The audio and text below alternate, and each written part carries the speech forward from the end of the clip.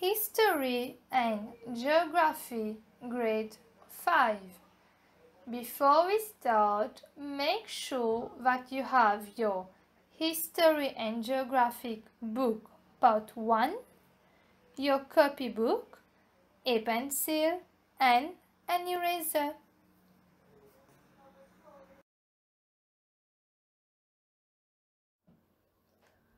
Open your History and Geography book on page 67.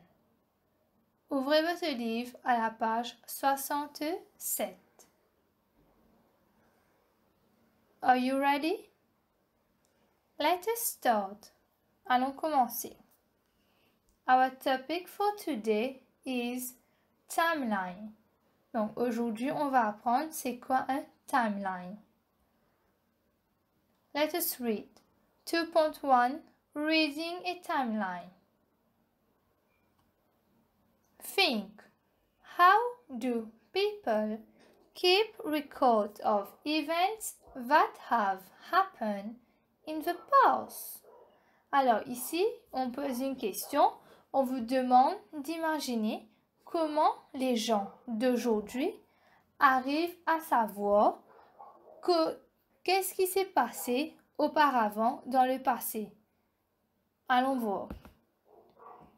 Let's say Sam's parents want to keep a record of some important events in his life. Allons dire, là c'est un exemple.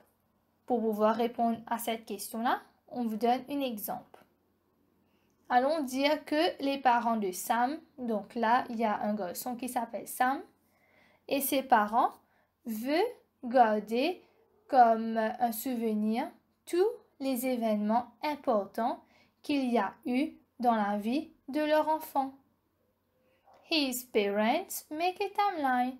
Donc, afin de pouvoir garder, savoir quels sont les événements importants, quelle date, quelle année, ça c'est arrivé dans la vie de leur fils, ils vont faire un timeline. Figure 2, personal timeline. Look the picture. Alors, regardez l'image.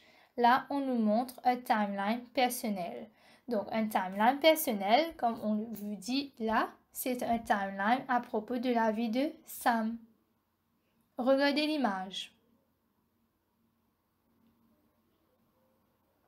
We have the year 2006. Alors, on a l'année 2006. Sam is born. On voit que les parents ont fait un timeline pour écrire les événements importants qui ont marqué la vie de leur fils, Sam. On nous dit qu'en 2006, Sam est né. Now, the year 2008. L'année pour 2008. Sam's first step. Les parents ont écrit que c'était la première fois que Sam a marché. Il a fait son premier pas en 2008. For the year 2009, donc pour l'année 2009, Sam's first words. Sam a dit ses premiers mots en 2009. For the year 2011, pour l'année 2011, Sam's 5th birthday.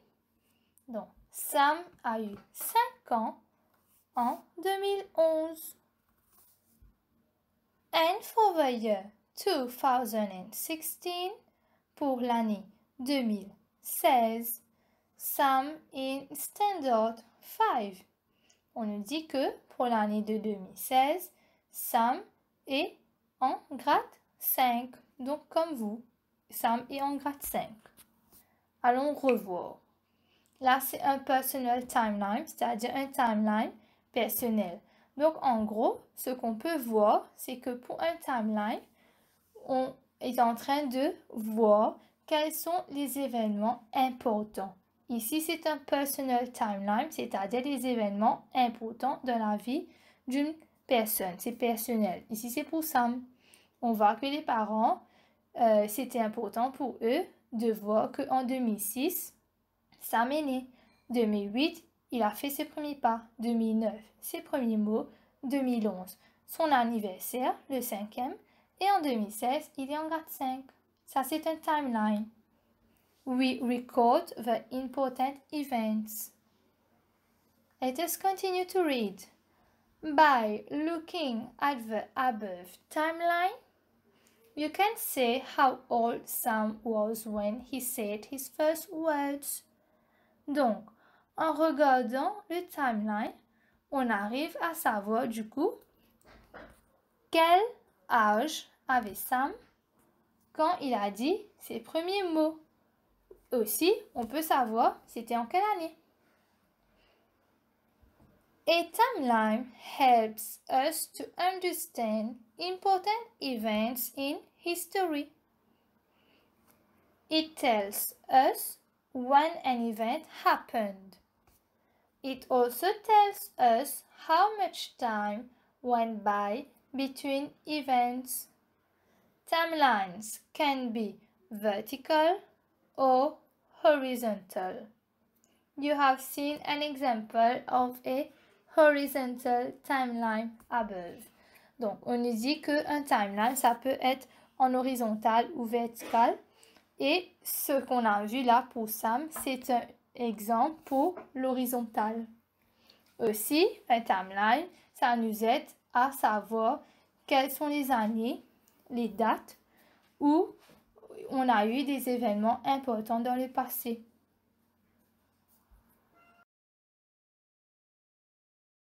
Turn to page 68. Tournez à la page 68. Let us read. Let's see an example of a vertical timeline below. It shows when famous explorers set off on their voyages. Donc là, comme on le sait maintenant, we have two different types of timeline. A timeline can be vertical or horizontal. On a vu un exemple pour les timelines qui sont horizontales pour Sam. Maintenant, cet exemple sera pour vertical. Ce timeline-là ne sera pas personnel, ce sera par rapport aux explorateurs. Let's see the picture. Figure 3, Explorer's Timeline. It starts with the year 1400 and then 1492 Columbus reaches the Americas. 1498 Da Gama reaches India.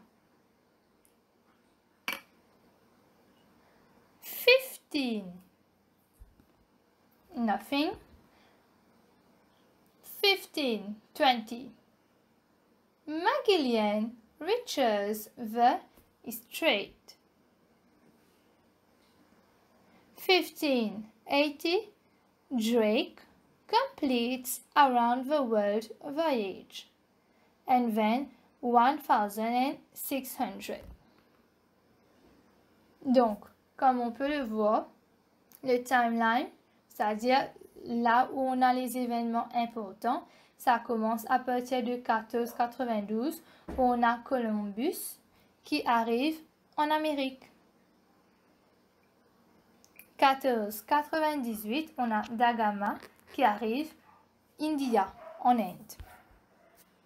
Et puis, pour 1500, on n'a rien. Pour 1520, on a Magellan qui arrive The Strait. 1580, on a Drake qui a complété le tour du monde. Donc lui, il a voyagé partout dans le monde et il a complété cela pour l'année 1580. Et puis pour l'année 1600, on n'a rien. Donc ça, ce sont les dates importantes, les années importantes où il y a eu des événements qui ont marqué ces explorateurs durant leur voyage. Il y en a qui sont partis en Amérique, en Inde et ainsi de suite. Let us see activity 2.1. Read the timeline above and complete the table. Donc, on nous demande de lire le timeline, chose qu'on a déjà vue, et compléter la table. Explorer, Vasco da Gama, Magellan, Columbus, Century. Alors, les réponses se trouvent dans l'autre image à côté vers la droite. Déjà, il faudra savoir comment on fait Century, c'est quoi Century. Il faudra faire des révisions sur Century si vous ne savez pas. Mais sinon, je vous donne un exemple pour Vasco da Gama. Allons voir. Vasco da Gama, c'est 1498. Pour Century, il faudra regarder les deux premiers chiffres. Donc, c'est 14. Il faudra ajouter 1, comme toujours pour Century. We add 1. Ça devient 15. 14 plus 1, ça fait 15. And so, the century for 1498 is 15. Pour Magellan, allons voir, c'est 1520. Le century devient 16. Columbus, allons voir, c'est 1492. Le century, c'est 15. Pareil pour Vasco da Gama. Don't forget, a century is a period of 100 years.